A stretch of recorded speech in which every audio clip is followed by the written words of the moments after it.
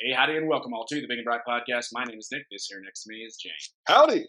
Please be sure to like and subscribe to our podcast, as well as comment and share and do any number of other algorithmic benefits because we really appreciate it. Man, right out of the gate. I love it. So good. I love it. I'm on fire You've today. taken 18 weeks off. That You're was- finally able to come in and do something correctly. Listen, Good job, I've Nick. been watching you just absolutely butcher this nonsense for the Whatever. past little bit, so I had to come in, be the voice of reason, once again, restore a sense of dignity, a certain je ne sais quoi to this particular Whoa, podcast. if you're going to use French, go to Louisiana. Get out of here. I was in Louisiana, Oh, and it stinks, I will tell you. Okay, so here's a couple of things. As far as those of you guys who were wondering where I was and why I wasn't here, first of all, I'm in the middle of a summer semester where I'm taking 2 semesters of class in 10 weeks, so really trying to pack that in. I apologize, but just sometimes you gotta put your head down and do it, man. And I'm so far behind, it's a miracle.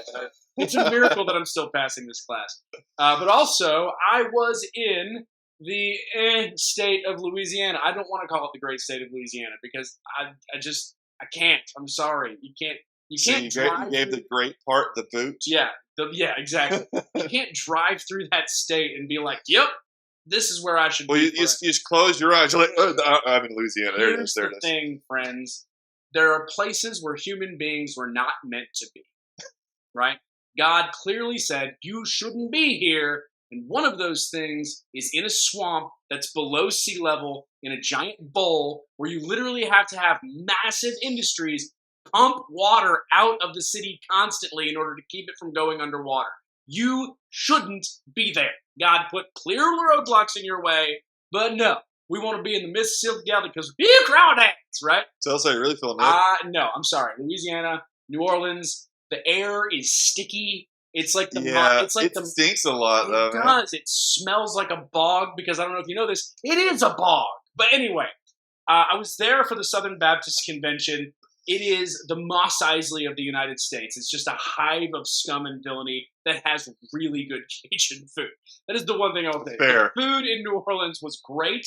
I don't know how people live past 30, but it was great food. But I was there for the convention, and we're actually going to do something a little bit, kind of pivot a little bit on today's show and talk about something that a lot of people might not necessarily consider a Texas thing. But I was at the Southern Baptist Convention, and there was a lot of drama there. And I think it's relevant because, and this is according to recent statistics, there are more Southern Baptists in the state of Texas than anywhere else in the country. And it ain't close, right? So that's your connection? You're talking, yes. You're talking. Right, I'll allow it. You're talking 3.5 million Southern Baptists, and this is people who are affiliated with the Southern Baptist Convention. The next state, I'm pretty sure, is like Alabama, and they've got 1.2 million or something. So we're just absolutely lights out. So here's the thing. If you're in Texas and you're a practicing Protestant, you're very likely a Southern Baptist. Probably. And so the things that happen at the convention do affect you. Plus, I was there, and I just kind of want to talk about it. There's a lot of crazy drama.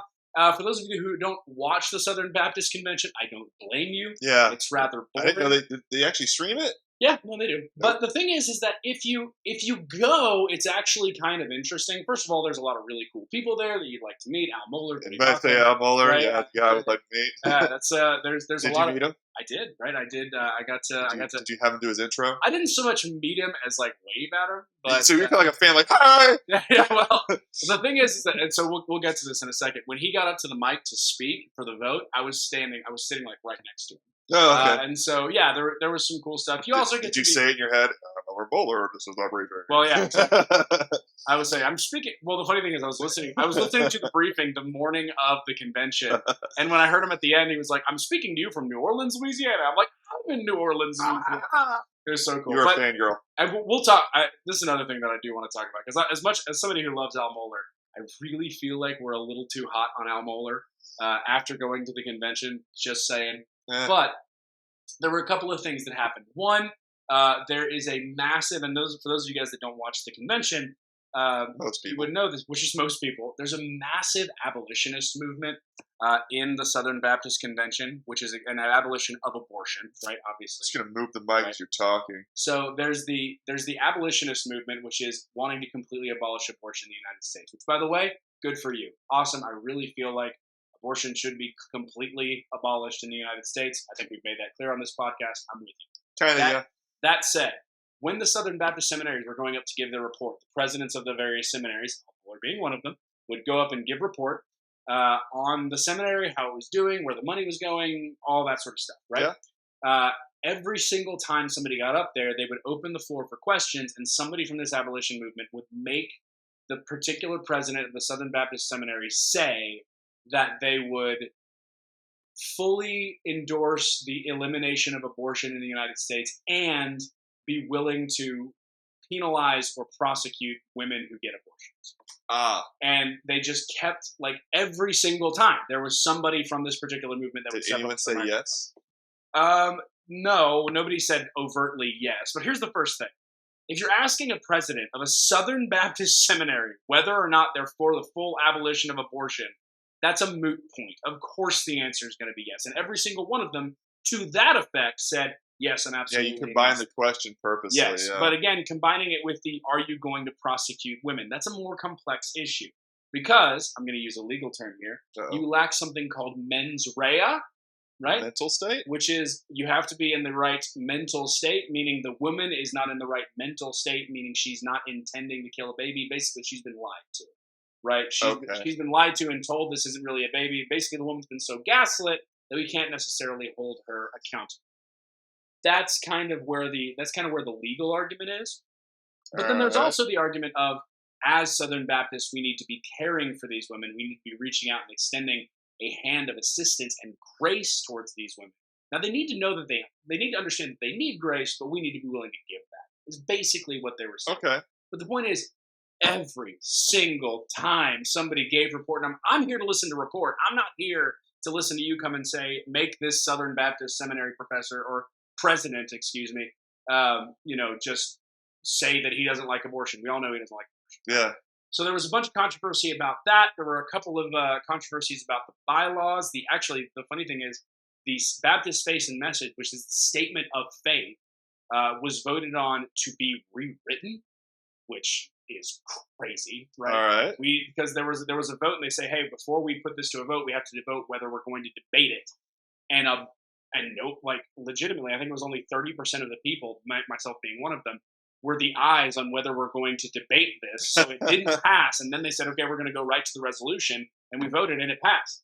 And I'm like, here's the deal. I agree with the change in the language, but voting that we're not going to debate that is absurd. Absolutely absurd. Anyway. And by the way, for those of you guys who don't understand parliamentary procedure or have never seen a parliamentary meeting get together, it's actually pretty cool, right? Watching Robert's Rules of Orders, going through things, hearing somebody say, your point of order is not well taken, and being like, that's kind of feels. Yeah, it makes me feel like real British. Bart Barber is the president Don't do that. Why not? Because it ruins the vibe. vibe. Don't tell me what to do. I just did. Bart Barber, the president of the convention, did a great job. But the big thing, the juicy thing. That's get to the big thing, which we all know what to talk about. The juicy thing, of course, is the vote to disfellowship two churches. You're out of here! One is Saddleback Church, and the other is a church called Fern Creek, which is in Kentucky. I believe it's in Louisville. And the reason why is because both of these churches have appointed female lead pastors of a specific campus. Now, there's two different cases here. One is Fern Creek. Now, Fern Creek, first of all, is they're a smaller church, and their only campus, so it's their main campus. Their lead pastor, and as far as I know, the only person on staff that's called pastor is a woman, right? To me, that's kind of open and shut. Now, for those of you guys who want to make an argument, there's a myriad of biblical evidence that indicates that the office of elder, which in the Southern Baptist vernacular, for hundreds of years, Southern Baptists have referred to the lead elder as the pastor or senior pastor. Is there also texts that say deliberately pastor? So again, pastor is an English translation of a Greek word, right? And so it can be and in fact, pastor, elder, and overseer are often considered to be the same thing, right? So there was a lot of controversy about that particular vernacular. But you have, for example, the most famous, 1 Timothy 2:12, where Paul says, I do not permit a woman to teach or exercise authority over a man, rather she is to remain quiet. 1 Corinthians 14:34, women should keep silent in the churches, for they are not permitted to speak, but should be in submission as the law. I say those two things to my wife whenever she disagrees with me in Bible study, just to shut her down, Now, there's controversy as to the silence and what the silence is, right? Because, of course, you and I attend the same church. We have women that attend our Bible studies, and they are not silent, right? They often we encourage them to talk. But there's a lot. Unless it's my wife, she disagrees with me, then I start quoting her those two scriptures. That's true. But there's a lot that goes into kind of what Paul is discussing here, what's specifically being banned. There are myriads of commentaries that have been written on it, but there's one clear thing, and that is authority. Teaching with authority, meaning you cannot occupy an office that has doctrinal authority over the church, right? So the church believes X, that determination was made by this office, and that office is a woman. That doesn't fly. In 1 Timothy chapter 3, verses 1 through 13, where it's describing the qualifications for elders, it says he must be the, quote, husband of one wife. Now, as well as being sober-minded, self-controlled, there was a lot of controversy there as to saying, hey, a lot of you guys may be qualified because of your gender, but you don't qualify because the fact that you're not sober-minded, self-controlled, respectful, or hospitable, right? So, fair play, right? I get it, but that's not exactly what we're voting on there. Again. So what about the other church? Like, why is it more complicated there? It's more complicated there because the other church is Saddleback Church in California, right? I'm not entirely sure where Saddleback is located. California. It's in California, right?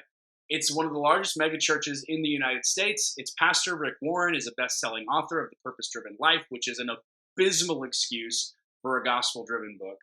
But it's a bestseller, and so he's quite a popular pastor. Now, he's actually since retired. But after retiring, he's done two things. One, he named his successors as a husband and wife team of pastors. Okay. Right? Senior pastors, Mr. and Mrs. And then two, he's also launched several campuses of Saddleback. Now, this is why I use the word campus, that are explicitly headed by these pastors. Okay. Right? And so the question is, okay, well, these are just campus pastors. They're not the senior pastor of Saddleback Church. That's why it's a little sound like trying to try to split the baby, though. Exactly, right? You're purposely splitting the baby. Here's what ended up happening. And while I don't encourage you to go watch the entire, and I know I'm going on about this, but while I don't encourage you to go watch the entire convention, I do recommend that you go watch the arguments that were made by Rick Warren and Albert Mohler. Albert Mohler was making the argument on behalf of the convention, right, in order to sustain the convention's decisions or the Credentials Committee's decisions to disfellowship them, whereas, of course, Rick Warren was voting against it. He was speaking out against it. Yeah. Rick Warren was just bitter. And I'm sorry, you go listen to his speech. He's not really making a bunch of cogent arguments. He's just bitter. Is he kind of using the whole phrase of like sometimes outside looking in of like, well, get with the times? Yeah, he's upset. And it's like, well, the Bible hasn't changed. Really not, though. He was even saying things like Charles Spurgeon liked women pastors, which is not true. Yeah. Right? Where do you find that fact? Yeah, Billy Graham said that the best preacher he ever heard was a woman, right, or something like that. So he's quoting all this stuff, saying there's all these people around us that have done this. He said that, hey, you guys were faithful to the Calvinists. You voted to keep the Calvinists in. Why can't you do the same thing with the egalitarians? Lots of things like that. He's basically saying, I'm getting picked on because I'm Rick Warren. And here's the thing: it's not necessarily wrong. Okay, because yes, megachurch. This is an issue worth disfellowshipping because it is a matter of ecclesiology, and the Southern Baptist Convention is a pool of money. It's a bunch of people that pool their money together in order to launch churches. But those churches have to be churches that are established in the way that Southern Baptists, as per their confession of faith, want churches to be or believe churches should be. All right. Which means you must have a senior elder who is a man. Right? In fact, all elders must be a man. Yeah. Right? I'm not, as a Southern Baptist, I do not want to give my money to Saddleback Church so that he can go make churches which, according to my statement of faith, aren't actually churches. Whereas when you're talking about something like Calvinism, you're talking about a difference in doctrinal soteriology. Right, the truth. Yes, yeah. Okay, no. Here's the thing. Calvinists are wrong, but I'm still willing to admit them because it's not an ecclesiology. It's not a matter of ecclesiology. Right? Yeah, we still believe that the Bible's all true, yeah. Here's okay. We're not doing that. We don't have time for that. You've already been this too long. You better wrap it up before I get mad. Anyway. If you want to keep going on that lane. Point being, Disfellowshipping is not excommunication. Nobody is saying that these people are not saved or that they're not Christian. We're just saying, hey, if you're going to share our money, if you're going to participate in the Southern Baptist benefits, you can't have a woman as a pastor. Yeah. And I know that sounds harsh to a lot of people, but the fact is that you got to make sure that we're drawing the line somewhere. And the other thing is that Fern Creek Baptist Church that we're talking about in Louisville, Kentucky, is LGBTQ affirming, right? And so slippery meets slope, right? You have to say, where's the line? And mark me, I'll say this right now. Give it a couple years. Saddleback will probably be LGBTQ affirming as well. It's just the way it is, and we're gonna have because they have a woman. No, just because if you look at the trajectory of that church and the way they've been, I don't necessarily think that makes them LGBT. No. That doesn't make them LGBTQ. Okay, but I'm saying, okay, I was confused there for a second. In a couple of years, now I could be wrong. I'm probably not, but I could be. In a couple of years, you look at it. I bet you Rick Warren does the same. So that church basically says we're good with the LGBT stuff because again, you have to draw the line somewhere, and this is where the SBC chose to draw the line. So if you're a Texas Protestant, meaning you're probably a Southern Baptist, just know that's a new thing, right? We're putting that into the bylaws, and we're saying this is something that we're going to require of our Texas churches. Now, James, yes, I have it on good authority that you are pro women pastors, aren't you? No. Okay. Yeah, so I was concerned there, right? No. But and that goes into things like, what about a woman doing a wedding? What about a woman doing a funeral? I think that's different. I still wouldn't do it, but I think that that's different. I think that you can have Are you just picking on me now? A little bit of a better case. No, not really. Maybe a little. But the point being is that women in ministry and complementarianism, which we could do an entire episode on. Yeah, we're about to do an entire episode, man. Clearly, wrap it up. Is a big important thing, and it is something that you should research, and it is something that you should consider, and something you should write to the show about, because I love to talk about it, as clearly is the case, right? Yeah. That being said, let's go back to Texas, friends. Thank you. Let's get out of Louisiana. New Orleans is horrible. And let's talk about somewhere very close to Louisiana, which is East Texas. Yes. In East Texas, there have been massive storms, and the power has gone out in multiple counties. It's going over almost a week now in a lot of areas. I actually visited back home this weekend to see my dad for Father's Day, of course. Back to the 903. Back to the 903. Mm-hmm. And it's called Roots. I stopped at a certain rest stop right after because I had to go to the restroom, and their doors were locked. And finally, one worker came out and said, "Yeah, man, it's closed. The whole town's out of power." And I was like, "Oh yeah, I forgot."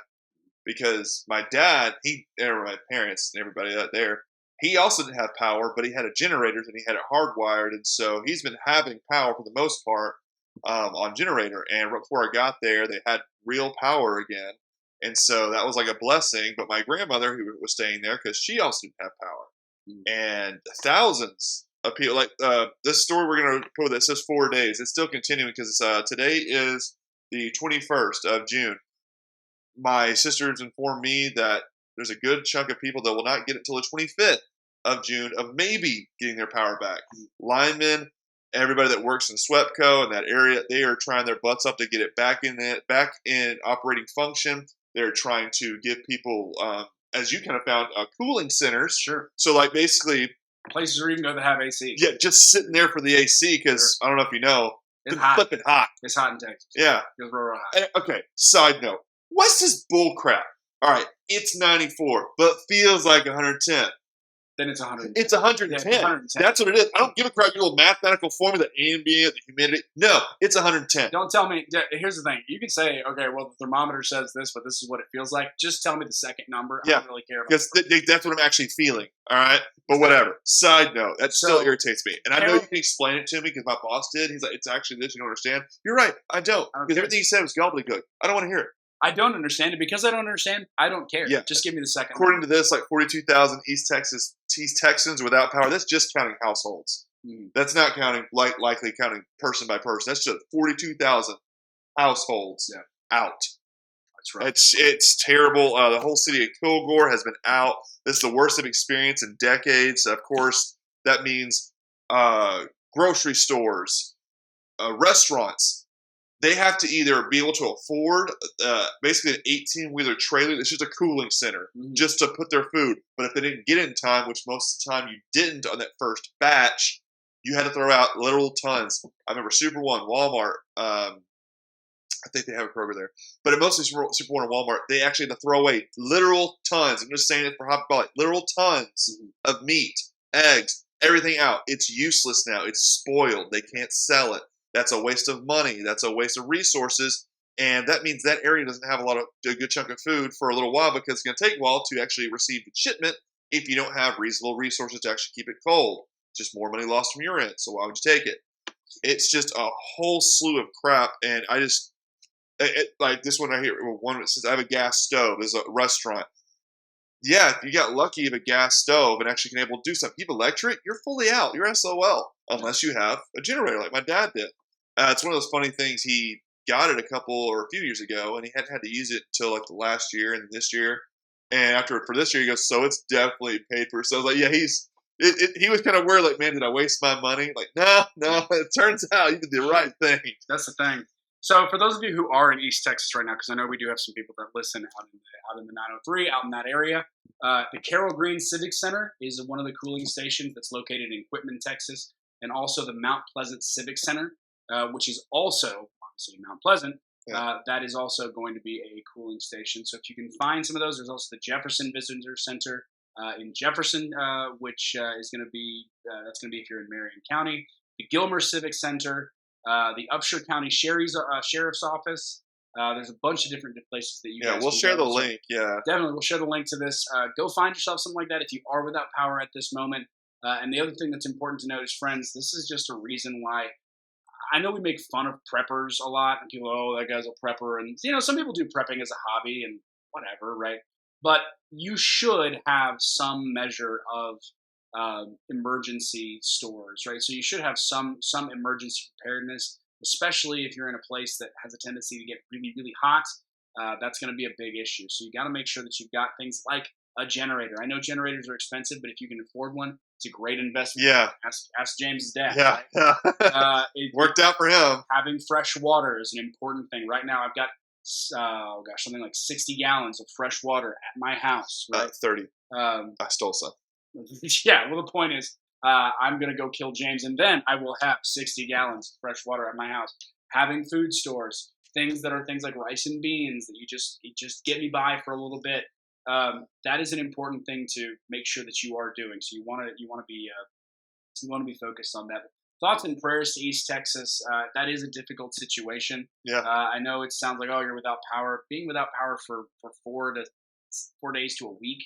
I mean, in this heat, it sucks. And also the other factor of what I talked about when it came to the grocery stores. If you didn't have a deep freeze, you said a regular fridge, you can keep it closed as long as you want. But after a few days, all that food you have in there, it's done. It's spoiled. It's gone. That's thousands of dollars likely because you bought meat in bulk. Yeah. And so you had 2 pounds in your fridge and 8 maybe in your freezer. Here's another thing that people might be considering. And this might not affect as many people, but for example, my wife and I have a deep freeze. You know what we keep in there? Breast milk, right, for our boys, because my wife is part of a milk sharing group. And so we have to get breast milk brought in and we have to freeze it. If our freezer goes out, it's gone. That's done. And that's my son's only food, right? It's not like we can replace that.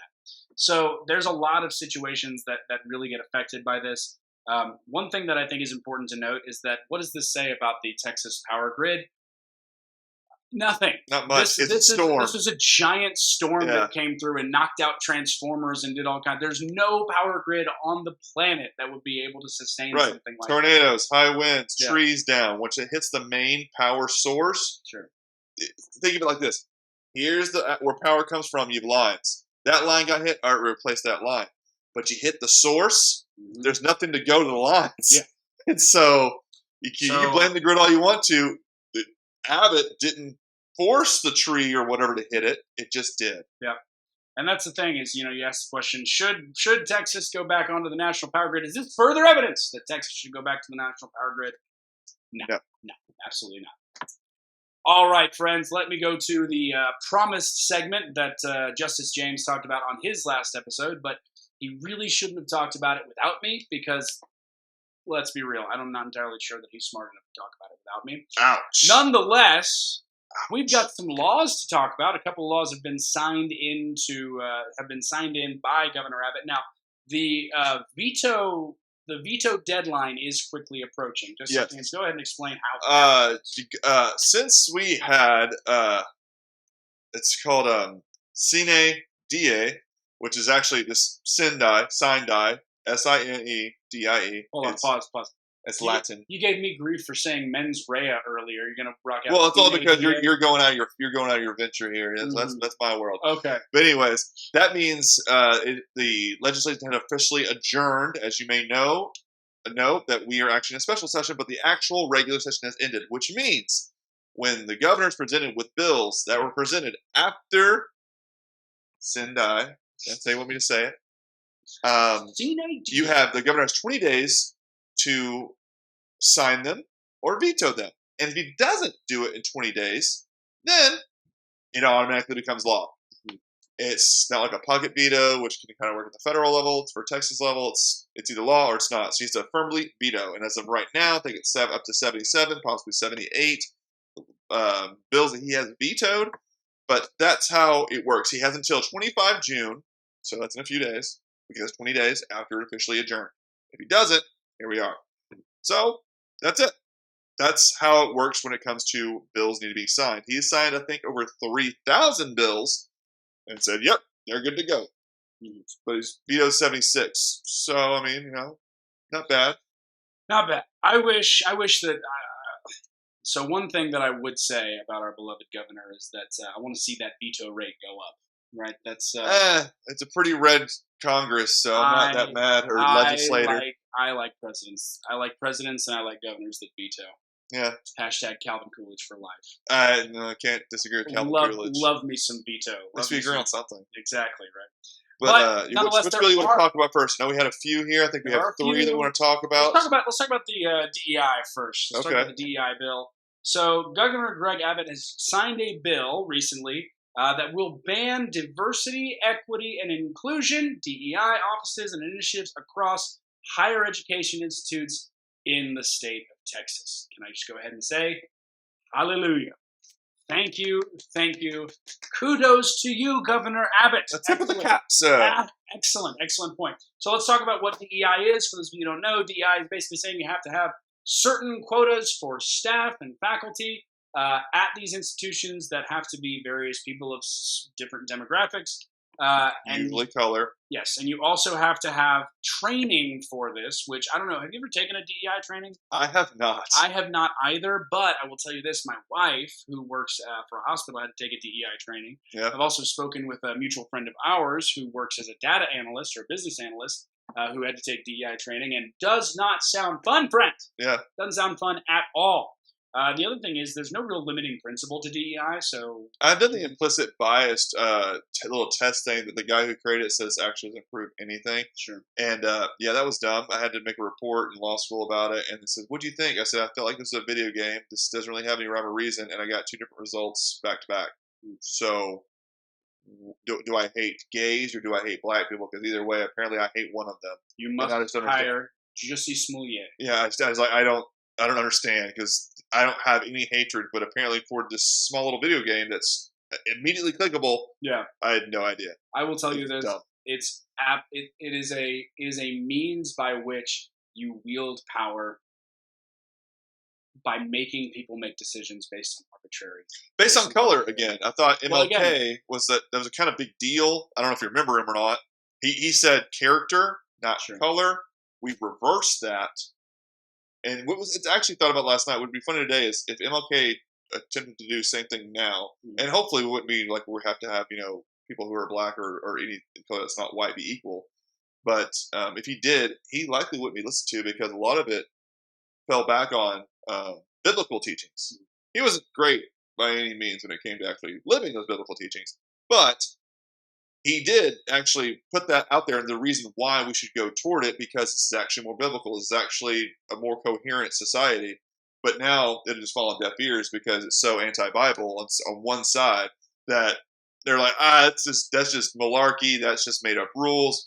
That's true. It would work. Even taking the race out of it, if you can make people make decisions, if you can tell people you must make a decision based on X arbitrary factor, you're exercising a level of control over their decisions and over their ability to make decisions that many people don't realize. This is kind of what happened with COVID. right? Yeah. He said you have to discriminate based on this, and this, or COVID gonna get you. Yeah. And you know what? We all did it. Yeah. We all did it. Sadly. Like people would just, and then everybody changed their thoughts, and they say, okay, now we're gonna go the other way. Everybody changed their thoughts. Everybody changed their behavior. Fear's a heck of a thing. I Man. will tell you that DEI training is unbelievable. Well, yeah, if you don't take it, you get fired. Unbelievably mind warping. Like it really is. It really messes kind of with your psyche. That's the point. And Dr. Greg Abbott, doctor? Is he doctor? I mean, he's a lawyer. I don't know. So. I'm thinking, yeah, he's probably is Dr. Greg Abbott. But here's the thing, a lawyer. I'm thinking about professors because we're talking about colleges. So Dr. Abbott, right? Lawyer, Governor Abbott. There the JD, Juris Doctor. There you go. Yeah. So Dr. Governor Abbott has basically said no more of this. And I cannot wait. And I haven't seen anything about this yet, but I cannot wait to see the reactions from faculty and staff. Well, Democratic lawmakers are already trying to make a stink of this. I mean, no, not even Democratic lawmakers. I'm talking about faculty and staff at universities. Right. The University they work alongside Democratic lawmakers. Let's be real here. The University of Texas is going to lose their minds over this. Yeah, even in this, one of these articles we'll have, it says Republican lawmakers have largely championed the elimination of DEI initiatives across the state, arguing that they favor race over merit. Yes. Meanwhile, Democratic lawmakers argue DEI programs help reduce discrimination. No, it doesn't. It makes you say, all right, what's our score to get in? It's 500. But what if they're black? It's 400. Okay, that's not fair because, I mean, well, what if that black can get 500? Well, he can't because he's black. You're actually increasing discrimination. You're increasing discrimination by doing this. They're not smart enough. Who is they? Let's talk about. Let's talk about. I know we're talking about Texas usually, but let's talk about the antithesis of Texas. We'll talk about Canada for a second. Justin Trudeau, way back when he got started as the prime minister, he wanted to increase the equity in his office. You know how he did that? By firing random men because they were men. Yeah. There was nothing about their job performance. There was nothing inadequate about the way they did things. They were either A, skipped over for the opportunity, or they were outright fired because they had the wrong genitalia. That's not discrimination. Hey, Jared, do you stand to pee? Yeah, you're fired. Cool. That's discrimination. It's an arbitrary. It is an arbitrary factor that you're saying you don't qualify because of X. That you can't control. Yeah. Or some that you force to control. Yeah. You see, the thing is, James, I'm not taking the microphone from you. I'm giving the microphone to me. Yeah, there you go. See how that works? Yeah. Right? That's the fact. Equitable. Exactly. That's the fact is that what you're doing is in order to give this to somebody, you have to take it from somebody else for this completely arbitrary reason. So yes, get out of it. Also, another thing we should get out of is drag queens for kids. Yes. Now, I know this is a big shocker. Yes. Big shocker. Not a fan of dudes dressing up like women in skimpy outfits and jiggling their booties in front of kids. Don't like that, right? Makes a caricature of women, which is dumb. You know who else doesn't like that? Old Governor Greg Abbott. Texas. Don't like that. Yes, Texas does not like that one. We became one of the many states, and like I said, the fact that there are any states that aren't signing these laws. You sure it's many? That say, well, legitimately, the fact that there are any states that allow this. That's kind of what I said on my last one. I was like, it sucks that this has to be a law, but we have to make a law about this. Yeah. Legislation that LGBTQ rights groups say targets drag shows banning sexually oriented performance that take the place in the presence of minors. LGBTQ rights groups say that. You know who else says that? The people who wrote the bill say that. Yeah. I imagine you don't take the L, G, and B out of it. And it's like, it just affects these two qualities over here. It just affects I forgot. This is from The Hill. They only said LGBTQ. Wow, they are bigots. They didn't put the IA, Elemento, plus sign, happy face. They didn't put all of it, man. Two spirits. And then the plus. You got to make sure that plus. That way it basically becomes a whole alphabet. I identify with the plus. Which part of the plus? It's one way down the road. It's one of those, right? Yeah. That's my thing, man, is that anybody can claim, to be a sexual minority, and now all of a sudden look, there you go. Now you're on the DEI list. DEI list. Now you're accepted to University of Texas. Welcome in. You can't pass after the first year, but welcome in. We will happily take your money for a year. So this is the thing. Performers will face harsh penalties, and those caught violating the laws and new restrictions, drag shows could be charged with a Class A misdemeanor.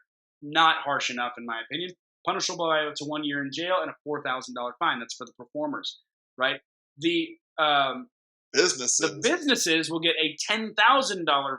Per violation. Per violation. You have 2 dudes up there dancing, that's 2 violations. Yes. Now, what do these violations consist of? It consists of sexually, and this might be a word that you'll have to let me know, prurient interest, right? Yeah. So nude appeal, or it says sexually oriented performance in which someone is nude or appeals to the prurient interest in sex. Lust. In the presence of minors. Lustful. That's if you're doing that in the presence of minors, you get a $10,000 fine, which to me should be $50,000.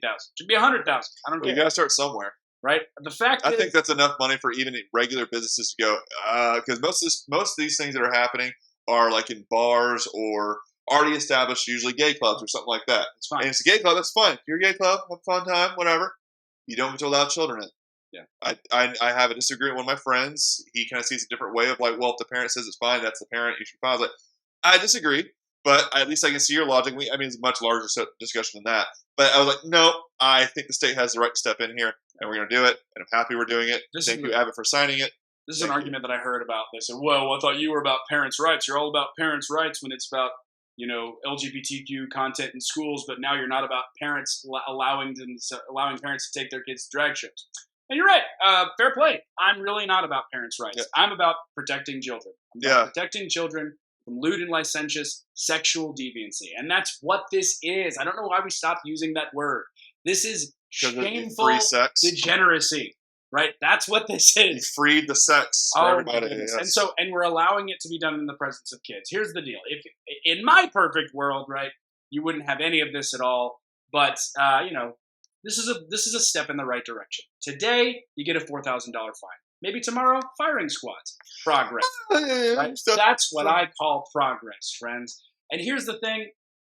When we look at this legislation, we have to say we're making a stand here. Because let me be clear. The lines are being drawn in the country, and it's going to be done state by state. Yeah. Right? This is why Texas went more red in the last election, because lines are being drawn and people are taking notice and they're moving here. Same thing's happening in Florida. Same thing to a certain degree is happening in places like Ohio. Ohio's a little bit further behind, but it is happening. They need some time. We're going to have to lead the way on this kind of stuff, and this is where it starts. I know that some of you, it hurts your tum-tum. You're free to go. Honestly. Yeah. Go find it. I've seen that so much. It's like, my child is transgender. Okay, sure. But my child is transgender, and it looks like we're going to have to move out of the state of Texas. I'm going, promise? Yeah, okay. Oh, man. That sucks, bro. Having a transgender child is like having a vegan dog. Everybody knows who's really making the decision. Yeah, right? It's not happening. But friends, we are going to lead the way on this because we are Texas, friends. Things are good here. Texas Rangers are number 1 in the AL West in the 5 games ahead. Look at that. We are the you snuck that in. Hold on, you got to start over now because I'm surprised you were able to sneak that in. I am very impressed with that. All right, start your whole cadence again. So, like the Texas Rangers, who are leading the way in the AL West by 5 games, we are leading the way in the culture because we are the stars at night, and we are big and bright. We'll see you next week.